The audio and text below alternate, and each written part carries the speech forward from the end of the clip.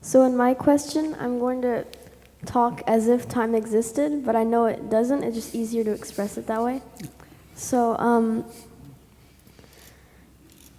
if consciousness, because there are no coincidences and there's no free will, so doesn't that mean that consciousness is predicting everything before it happens? And if that's the case, why does it feel the need to explore itself? Because it already predicted everything that's going to happen.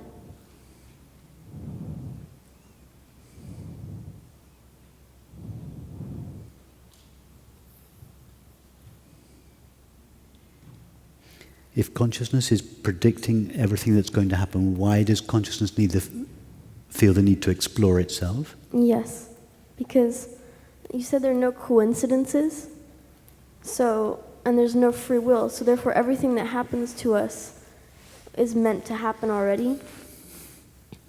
So if it's meant to happen already, and consciousness is the one that planned that to happen already, why does it explore it as if it didn't know what it was?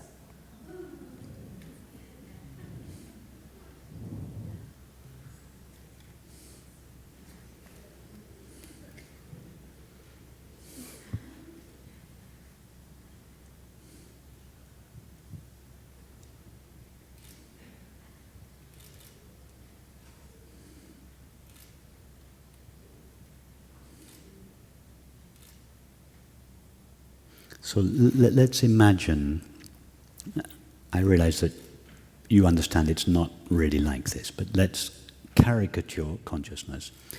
So consciousness is alone at home, planning the next day's manifestation.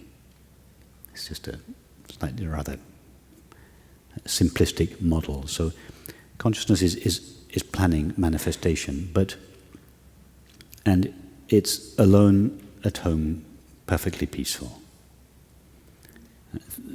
writing tomorrow's story. But in order for tomorrow, but it is the main character in tomorrow's story. Yeah. So although consciousness is the playwright, it's also the protagonist. Yeah. So consciousness writes the story, and then the next morning, it says to itself, okay, now I have to forget who I am. I have to dress up as the protagonist. I have to dress up as the main character and enter into my story, because that's the only way my story will come alive, because I'm the main character.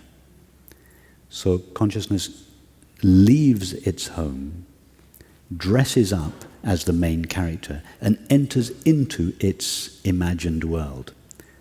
But in order to bring that world into existence, it has to forget who it is, and therefore it forgets the peace of its home, and it goes out into the tempestuous world as the main character. So consciousness then plays the part of the main character in the world, but its innate peace is missing. But its home is the place of peace. So it's had to give up its home. It's had to leave its home in order to play its part in its own drama. So although consciousness plays the part, as you say, perfectly, because after all, consciousness wrote the story, so consciousness knows the lines, it plays its part beautifully, there is this longing, even in the midst of playing its part so well, there is this longing in its heart, in the protagonist's heart, the main character's heart. There is this longing to go back to the peace that it knew before the story began. And that is why whatever the character does in the story, everything it does is really motivated by this one desire to find its way back to the peace of its home. That seems awfully complicated.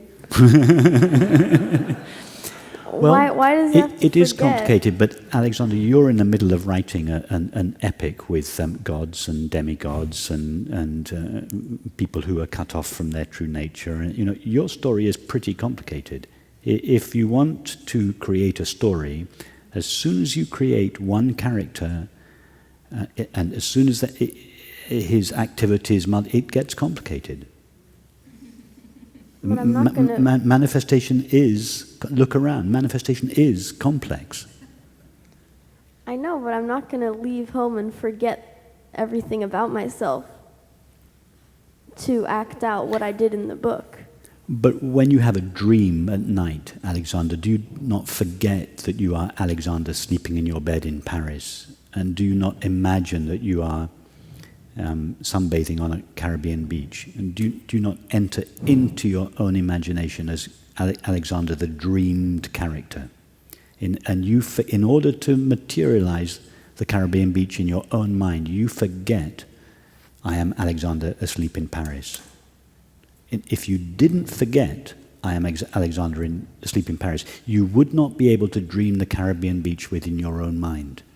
Because in order to dream the Caribbean beach, you not only have to imagine that beach within your own mind, you have to enter into your own imagination as somebody in your dreamed world. In other words, your own mind creates the world within itself, but then collapses into its own world as a person in that world. So consciousness plans out the dream, and then it forgets itself and has the dream? Yes. The only difference, I would say, is that consciousness doesn't actually plan it out. It's a spontaneous story. It's not planning it in advance. It's improvising as it goes. But then why is there no free will?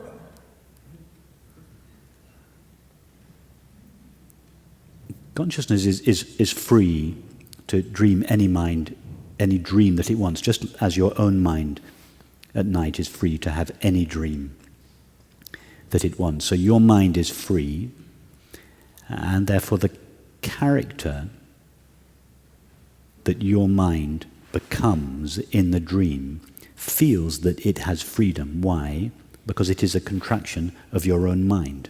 So Alexander on the Caribbean beach feels, I have freedom.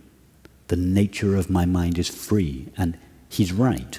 It's not Alexander on the beach that has freedom, because he's just a dreamed character in Alexander the dreamer's mind.